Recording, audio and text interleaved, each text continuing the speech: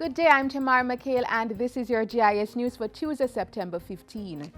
A state-of-the-art air traffic control tower will soon be commissioned into service at each of the island's two major international airports. The new air traffic control towers cost about $2.6 billion. The upgrades will see our radars, automation systems, voice communication and control systems, and ATC simulation systems upgraded. The Director General of the Jamaica Civil Aviation Authority, JCAA, was speaking at a recent JIS think tank.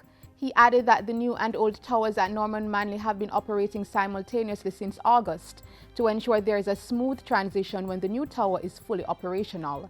The JCAA regulates the movement of about 178 flights per day over Jamaica's airspace.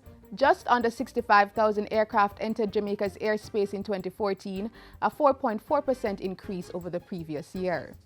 11 judges have been sworn in to serve in the Court of Appeal and the Supreme Court. The judges were sworn in at a ceremony at King's House on Monday. 3 judges who were appointed to serve in the Court of Appeal will officially begin their duties on September 23. The remaining puisne judges and masters in chambers will begin their duties on September 16. Governor General Sir Patrick Allen urged the judges to maintain high standards of integrity as they carry out their duties. No power is absolute.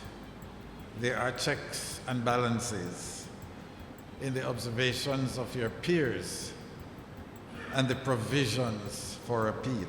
You have my wholehearted support as you discharge your duties with dignity and grace. On October 16, the Senate will begin debating the 3 bills which will establish the Caribbean Court of Justice (CCJ) as Jamaica's final court of appeal. They are the Constitution Amendment Caribbean Court of Justice Bill, the Judicature Appellate Jurisdiction Amendment Act 2012, and the Caribbean Court of Justice Act 2012. The Caribbean Court of Justice Act 2012 will need a 2/3 majority vote to be passed in the Senate, while the other 2 pieces of legislation will require a majority vote. Leader of Government Business in the Senate, Senator A.J. Nicholson, says the discussion on the CCJ bills is one of the most important and far-reaching decisions to be undertaken by the Senate. The 3 CCJ bills were passed in the House of Representatives on May 12. Cabinet has approved the purchase of a property to house the Broadcasting Commission to save money paid for rent each month. The property, which cost $95 million, is located at 9 Central Avenue in the Kingston 10 area of St. Andrew. The Information Minister says the relocation was necessary. Currently, the Commission needs to have a larger pool of media monitors, but is constrained by a lack of space.